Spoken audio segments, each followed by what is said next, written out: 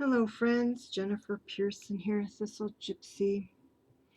And what you have in front of you here is a 9-card pull about the question, what is my relationship to failure?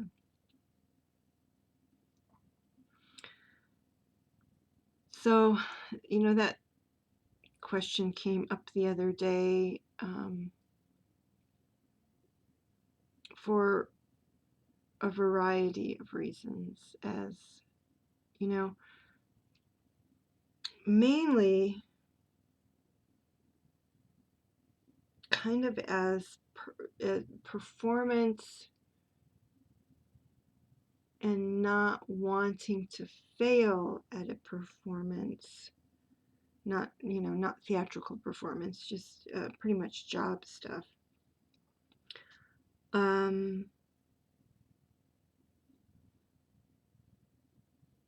Putting me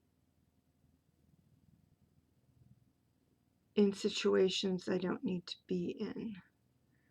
And then, the emotional strain of then having to let go. It's just it's really, really difficult.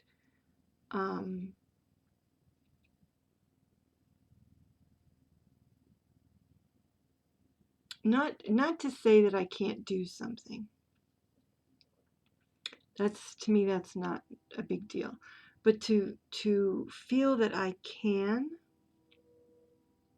and then it turns out that I can't. Like when I commit to doing something and then I can't.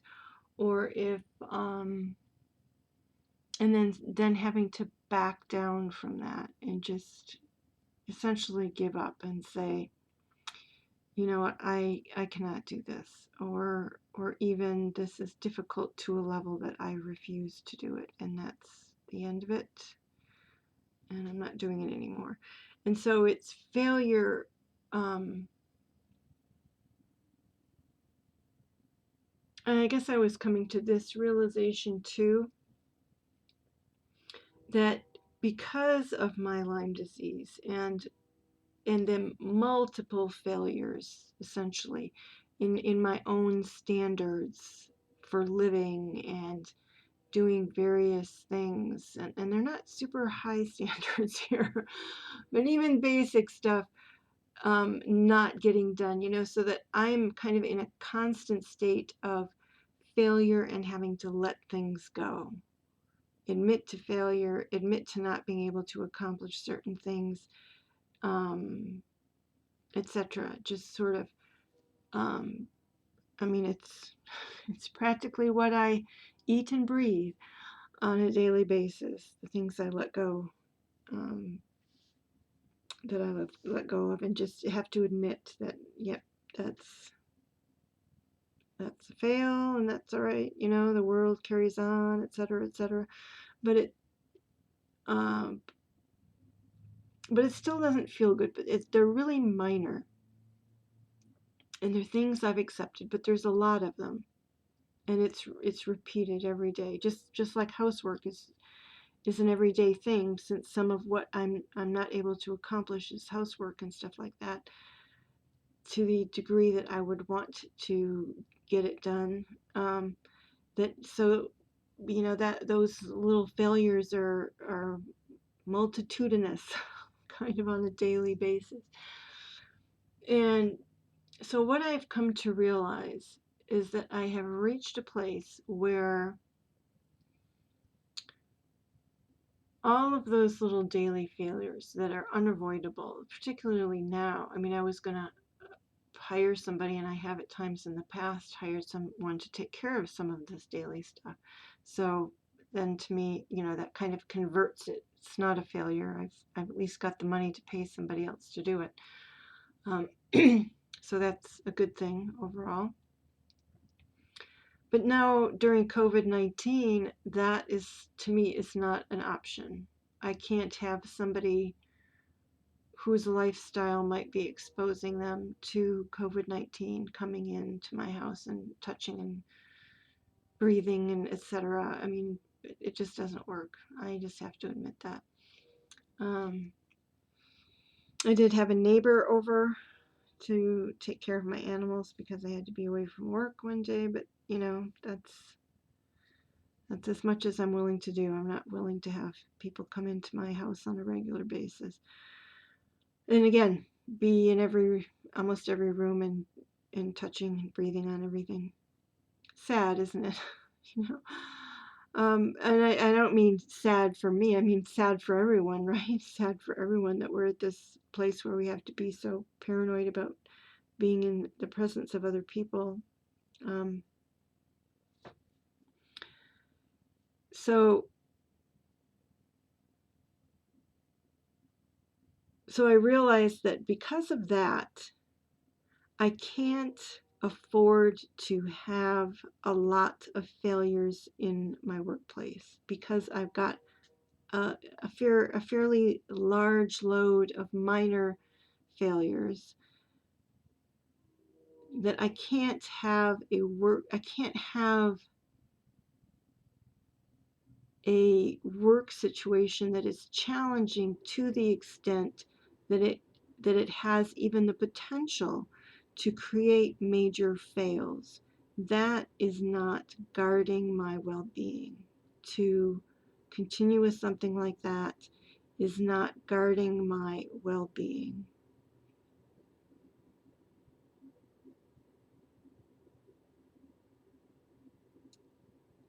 And so I've had to, because I have been given extra workloads and stuff, and I have had to do what I consider a pretty massive fail. And it's like, you know what? This was too much. It was never by my consent. But I allowed it to go on. And the way it was a massive fail is that I just dropped it. It's like, you're going to have to find somebody else to do this because I'm not even pretending anymore. I'm not pretending. And it was about time that it was going to transfer to somebody else anyway, but it was just, I dropped it. And I said, you catch or you don't. You catch or you don't. The balls can fall, they can scatter. I just don't even care anymore.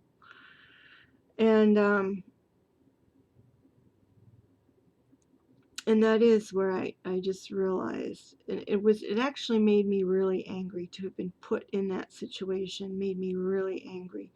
Again, kind of from that self-protective place, um, where it was like, why was I even put in this position? What were people thinking? And then I have to step back and realize that people can't,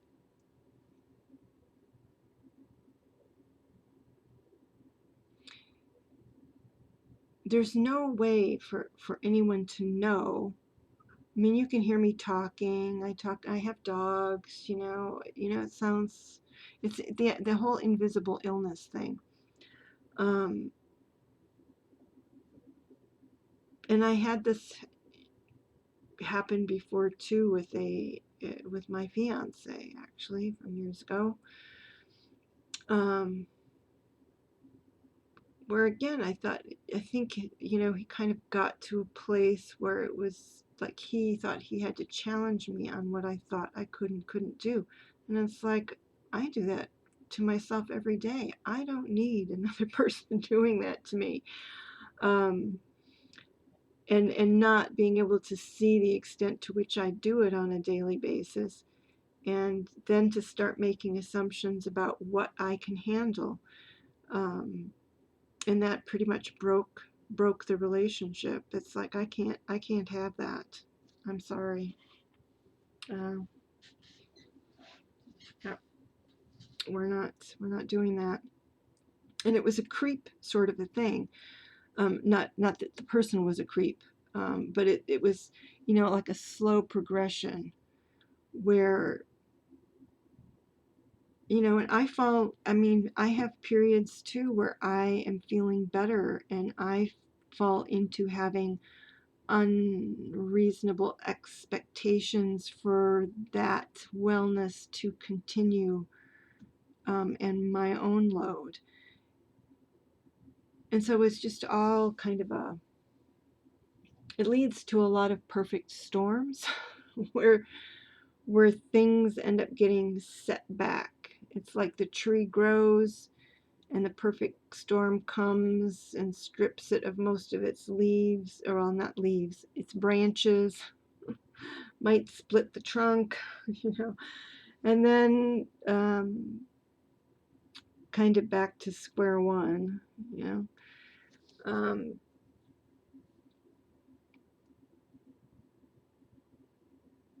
So as I was thinking about that, all of the little failures that create tension and stress that really make it toxic for me personally to have a workplace that creates major stress and particularly major failures, and, you know, sets me up essentially for major failures um, because of my limitations. And so I was trying to, well, the question just came to mind. What is my relationship to failure? And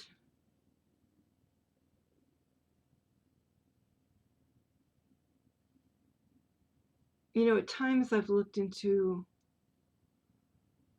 books about fear of failure or fear of success, more fear of success. Um,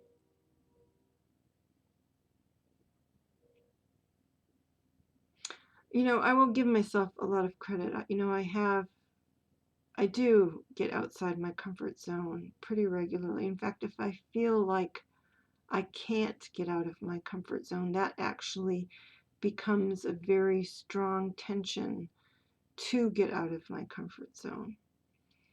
So when I was in my late teens and early 20s, I was very aware of how kind of home dependent I was, as in the home of my parents, and how I really um, I cherished the peace that I could have there to such an extent that I felt that I was stunting myself and not getting out. And so I ended up sort of flipping the switch entirely because I saw that as a bad thing, a thing that was not healthy for me. It's like, all right, I don't think I can go out in baby steps. I think I'm going to have to take the fool's leap. And so that's what I did. I did a series of fool's leaps to just, you know, get more comfortable with the world and being out in the world and, you know, all of that.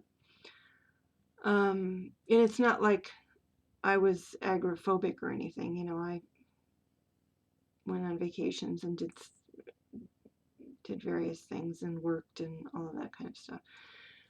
Um,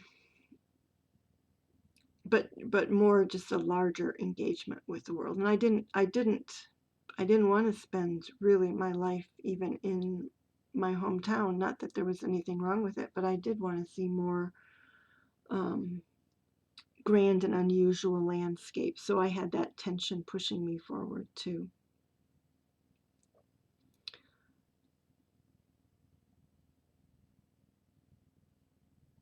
And that, you know, that risk taking automatically has a high chance of failure. And it did happen some, but not as much as I even would have thought, really. Um, but I think I was just more, you know, like I said, I've got this daily stuff going on that was never an issue before. I was just more resilient back then. So I would say I never really had a fear of failure. But I say that, and yet how much experience did I really have with failure? So, yes, some of those leaps did not turn out well, were kind of stupid, or just didn't turn out well.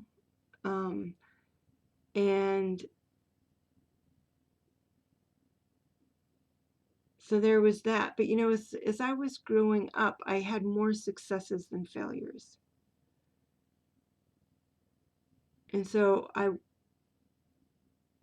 wasn't, well, I put myself in situations that could have been massive failures, and they weren't. Um, Things worked out well. So even when I look at some of the failures, even those failures were really pretty small. So I really have had a limited amount of experience with massive failures. Um, Unless, of course, I'm sort of in a self-serving way diminishing those failures that I have had. Um, but it just came to my mind. I need to look into my relationship with failure. If have I not done enough failing? And that's what makes it, I don't know. I'm pretty clear on that whole thing I described with the little failures really impacting me to the degree that I cannot afford to put myself in the risk situations that I was in previously because of my um, because of the impact those failures will have on me, because I'm not as resilient, not physically and not emotionally, when it comes to that sort of thing, because it does weigh on me. The things that don't get done, the continuous little failures, just like the continuous housework has been known. And gosh, what was it back in the 50s? What was that?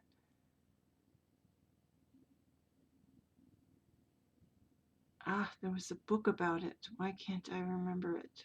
Kind of a syndrome of housewife depression or something like that. Um, Gosh, I can almost even see the title of the thing. It's by Betty Friedan, but I'm not going to remember it. I'll remember it in the middle of the night. 3 a.m. I'll wake up and suddenly the words will be in my head when it's utterly useless.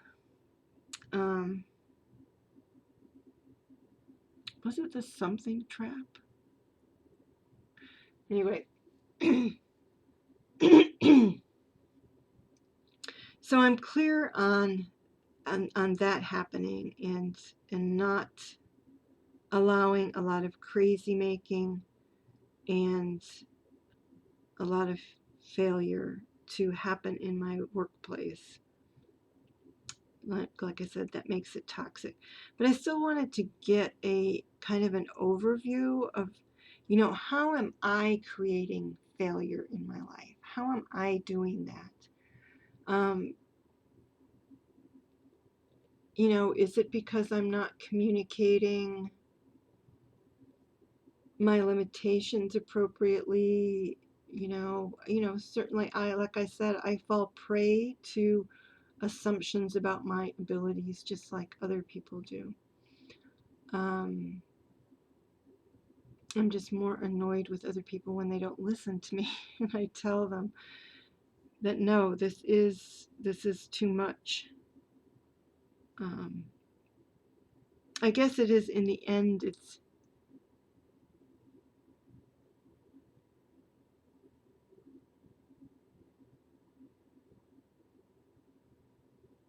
I don't know that that's true. I was going to say it's easier to swallow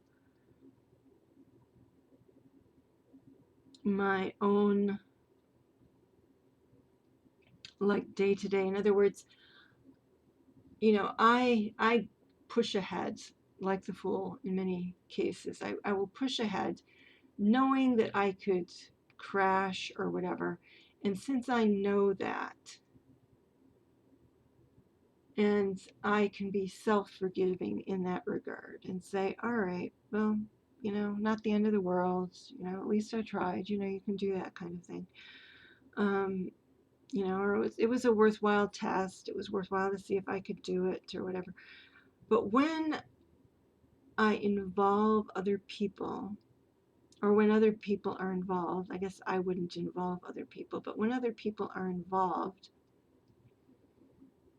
in something that I'm doing or an expectation of continued health or continued ability, or surely if she can do this, then she can do that too, kind of thinking, that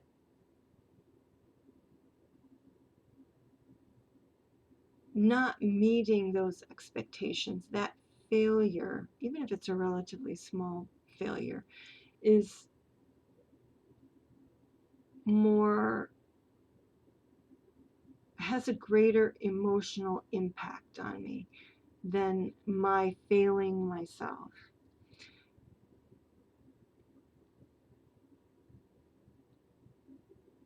And I think that's essentially because the other people can't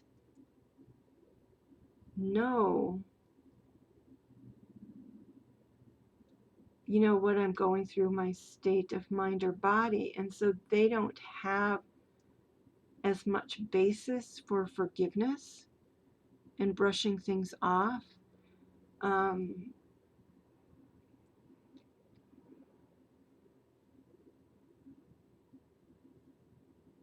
and they don't have, of course, the ability to really gauge where I'm at. And so I don't know if that's a communication thing, but it's a drag, frankly, if you're somebody who has a chronic illness, to have people constantly saying, "Well, how are you? Are you okay? Do you think you can do this?" I mean, that's, it's like a catch-22, because that also, um, even if it's an expression of kindness, if they're checking in because they have no other way of knowing, again, if you have an invisible illness, unless they do ask. But that ends up being sort of a reminder that you have an issue. And then how do you give a sort of weather report? you know well, I would say my weakness today is at a level 3, but my brain fog is about a level 6, and I'm not sure you should give me X, Y, and Z task. I probably shouldn't do that today. So who wants to give that sort of a thing, and what boss would probably understand it. um,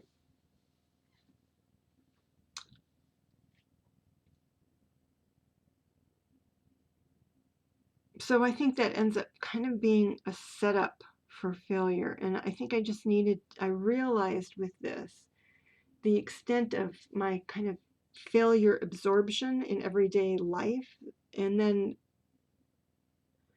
why I reacted so strongly to being put in a situation that I mean, there was not much option. I was going to fail.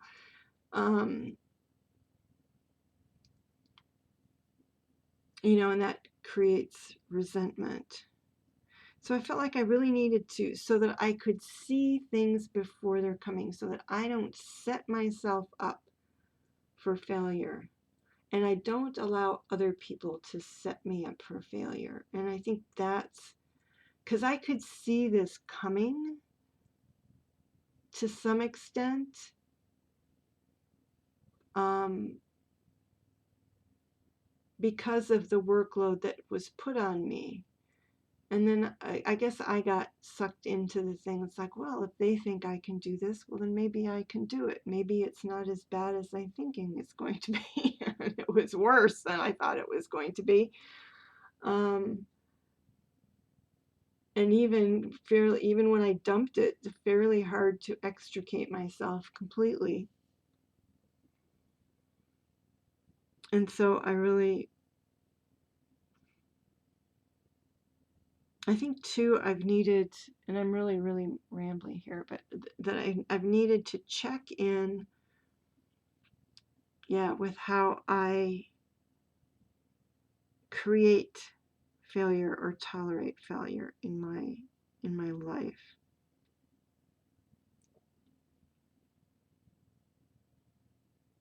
Sometimes by allowing or not being emphatic enough in communicating. So let's just take a look. There are some interesting things here. So what I have here is the Five of Pentacles. Of course, I would have the Five of Pentacles in a spread that has the question, what is my relationship to failure? So, so I'm just going to read off the cards. But Five of Pentacles, Five of Wands, so right off the bat, 2 fives, right? Well, at least it wasn't the Five of Swords. But anyway, then the Judgment card. And here we have the Eight of Cups, the Four of Swords, the Seven of Swords, the Ten of Pentacles, the Knight of Swords, and the Eight of Swords. So let's see, 1, 2, 3, 4. 4 swords right in a nice strong block here. 2 Pentacle cards, 1 Cups card, and 1 Major. So it's interesting, there's only 1 Major. And it's a card about coming back from the dead, reviving.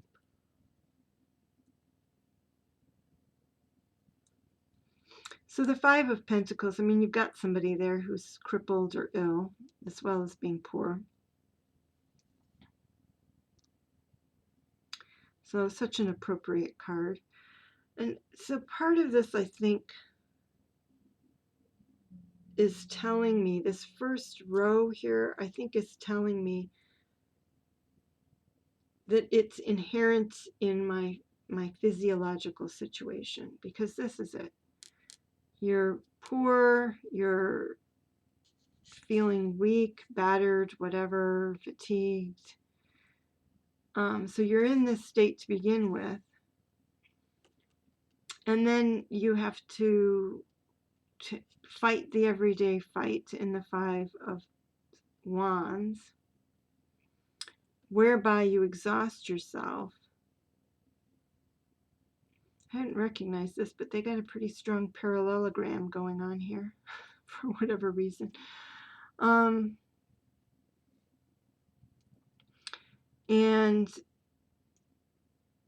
And then revive.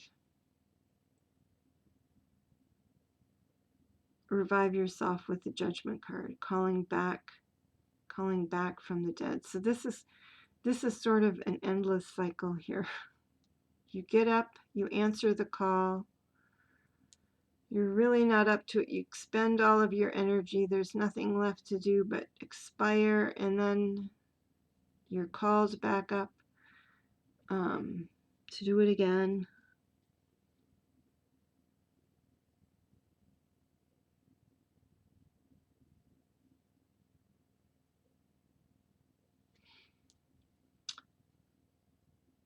I thought I was seeing another pattern too. So we have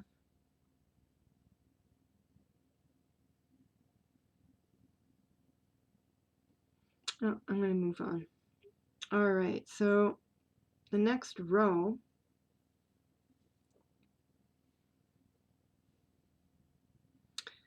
we've got the Eight of Cups. And this is, what is my relationship to failure? So we have the Eight of Cups to the Four of Swords.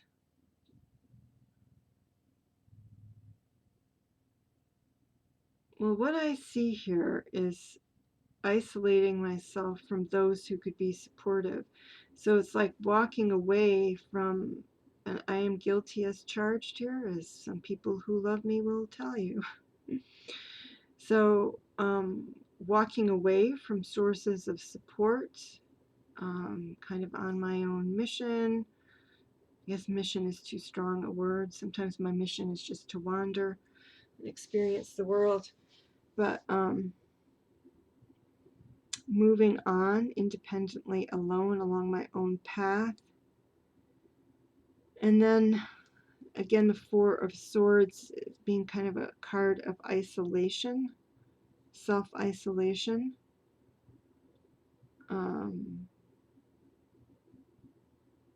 That meditation.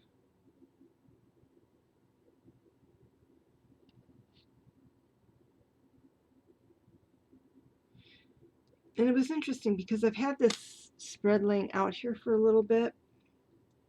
Actually, I shouldn't say a little bit, for a couple of days. I had it out for a couple of days and then I put it away because I needed the space for something, and here I am pulling it out again. But when I was initially, just kind of hanging out with that Seven of Swords, the old idiom, move it or lose it, or bromide, whatever you would call that. That old saying, move it or lose it, or use it. In this case, it would be use it or lose it. Because the Seven of Swords is picking up things, he's making off with things that people have left because they're not using it. They're over in the distance partying, chatting, maybe they're strategizing, but they're not using or practicing these swords, so he just helps himself to them. So that's kind of what I felt like. It was kind of a use it or lose it in terms of things related to swords, being thoughts, ideas, language,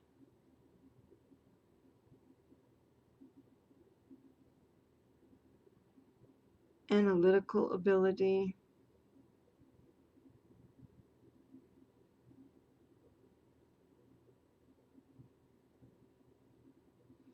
So this middle row might be trying to tell me that retreat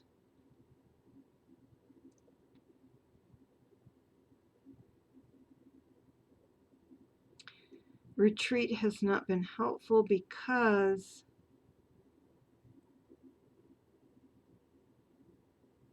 it has left some things unused.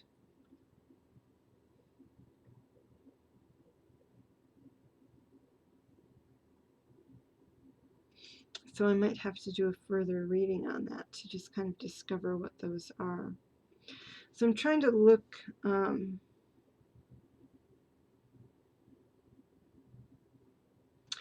these three cards could also be accusing me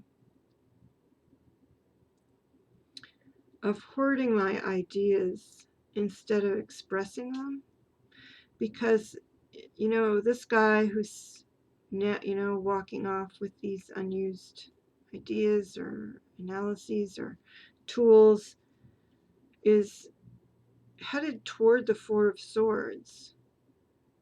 So it could be so it's bringing more mental energy in there to the Four of Swords. And so this could be the thinking too much cycle right here. Like I've called it idea highs. But I'm not doing anything with them. I'm just enjoying the ideas, I guess. I'm not doing anything with them with the Four of Swords. Maybe too much reflection and not enough action.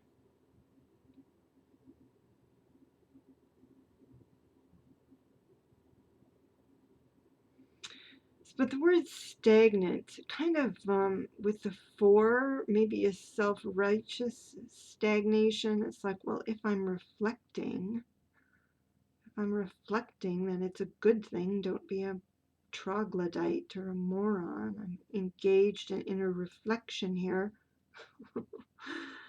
um,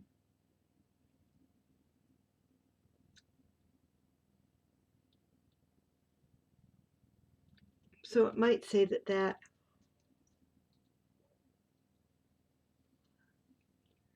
tendency toward rumination is not serving me. Rumination instead of action.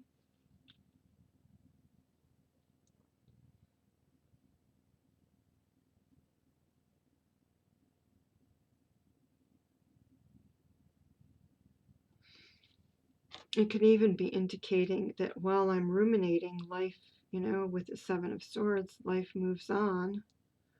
And that is also, I can move on, and that can be detrimental And I can sit very still, and that can be detrimental because the world can then move on. This Four of Swords could be accusing me of not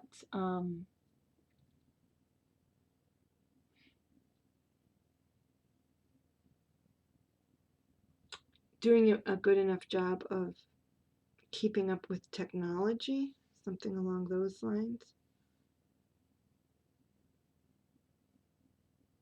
But again, I think it's mostly kind of use it or lose it kind of thing. Excuse me.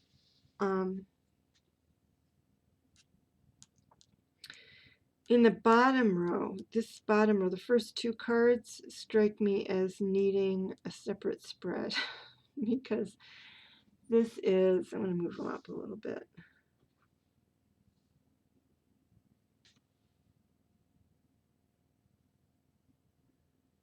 Hang on just one second.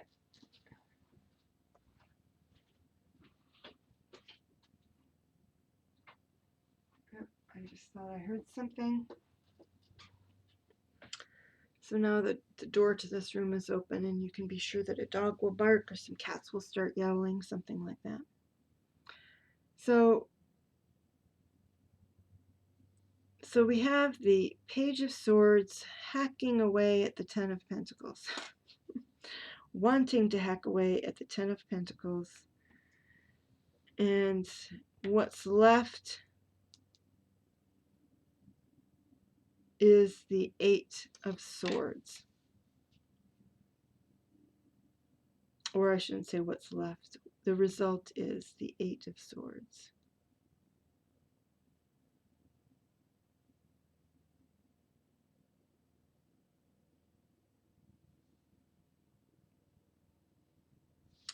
So the other question I think I need to ask myself, so I have, what is my relationship to failure? I don't know if I've done this, would be, what is my relationship to abundance? So I know part of that will be an overwhelm, a feeling of overwhelm.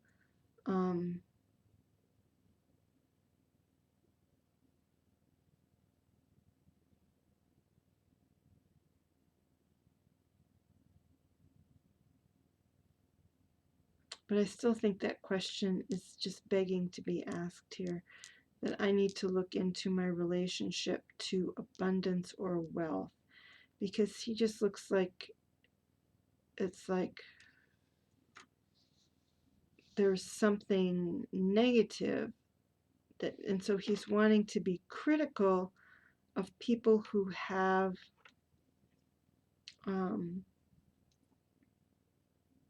who have made it, so to speak. Yeah, what is my relationship to failure? So these people did not fail. It's a very material success, but it is success.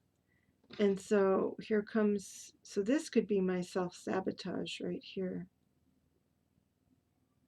Wanting to, he's taken a swing at stability and wealth and longevity. So there's a bad attitude here toward that.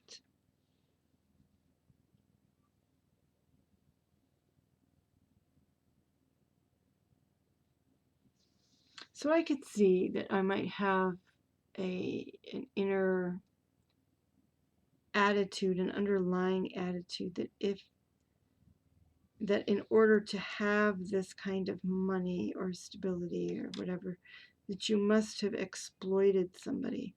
So, or be exploiting. And which logically, I don't think that's true. So this would be like or not, so a critical mindset. A critical mindset. So I have a critical mindset toward, I don't think toward success in general, for goodness sake. There's so many different ways to be successful. I mean, I don't look at people who have advanced degrees, you know, and want to pick them apart or anything. I mean, to me, that's, hey, share your knowledge. You know, maybe that's knowledge could be useful to me someday, or, but you know, there is the criticism there.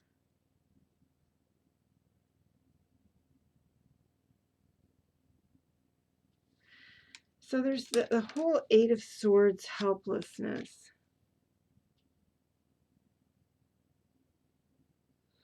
I don't know if that's becoming overwhelmed, and that's why she's bound up and she can't do anything. It's coming before the Seven of Wands. So we have the 7 and then the 8. And we have two 8s. We have the 8 of Cups and the 8 of Swords. 2 8s, 2 5s. 7 of 4, 10. I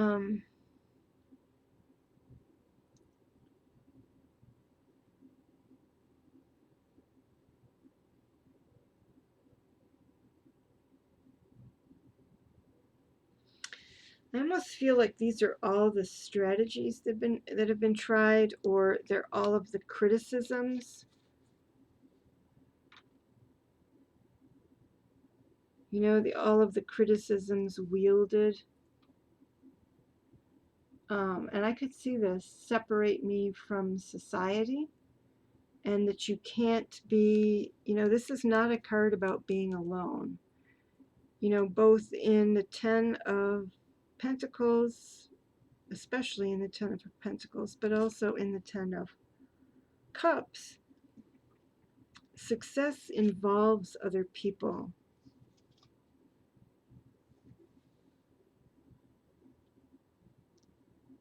And so if I become so critical of society, of the way things work, and I certainly can be, totally, really,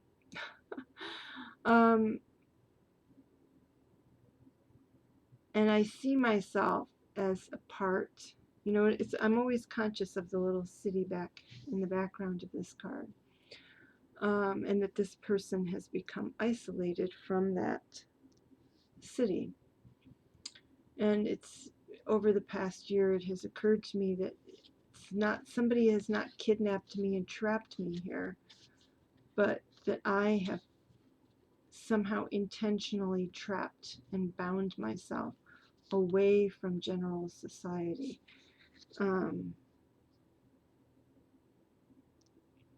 so I think this is a card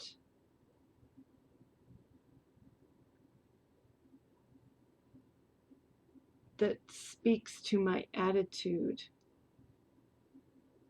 not my relationship to failure necessarily, but my attitude toward wealth, is that or even just, you know, looking at money long term, looking at large amounts of money, that I bind myself up, I get bound up, in part because of either criticism or giving it maybe just too much thought. So I had talked, and I have now rambled so much here that I forget if it was during this video, but I think it wasn't. I think it was in my daily reading. And by the time I post that, it will be several days past probably, by the time I post this. But that I need to start leading with my body or checking in with my body when I'm making decisions. And that would circumvent some of this stuff. I don't think it would like automatically lead to success or something like that.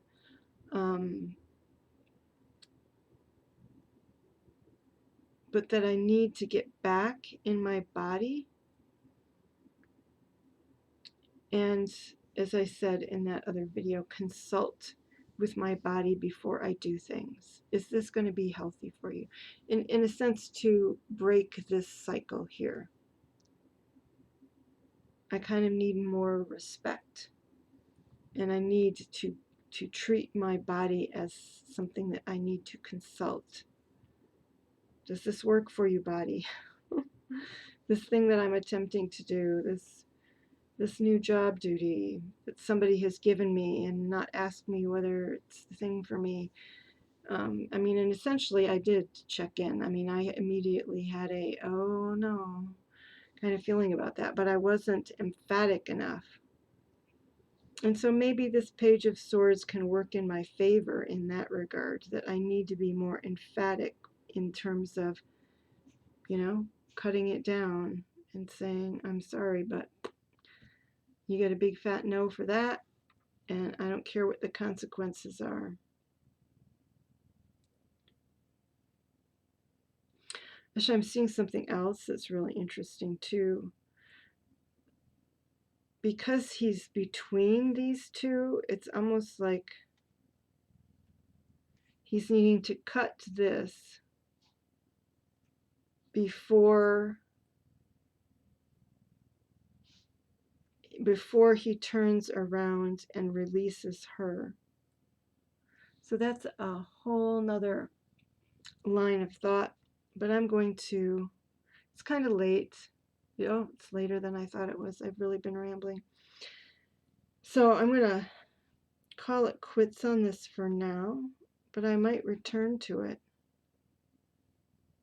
and see what else I can get out of this. And I think I need to pull cards because I believe this is showing me problems and issues, but I feel like I need to pull cards.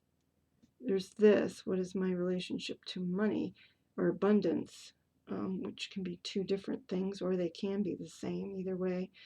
And I need to pull some cards that are going to be about solutions. It's like, all right, so how do I step out of this? Because there's all kinds of unhealthy things going on here. So how am I going to, address the situation? How do I step out of it?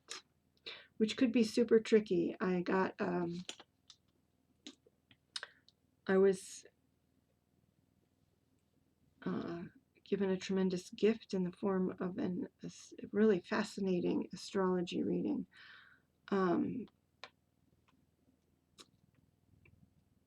By Lisa at Caradwin's Cauldron, and she was showing some of this, and I had pulled these cards prior to that, and then, like, I don't know, 5 days, a week later, I get this reading from her, and it's like, oh my gosh, I'm seeing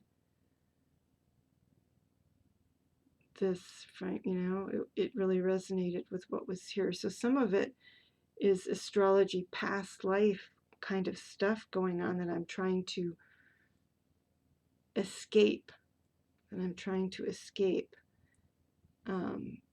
So even though I've only got one major arcana, and look, it's the Judgment card, so it could easily be about past life, but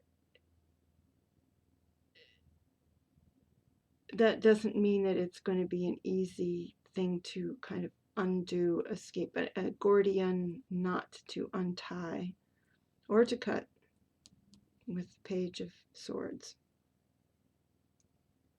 All right, everybody.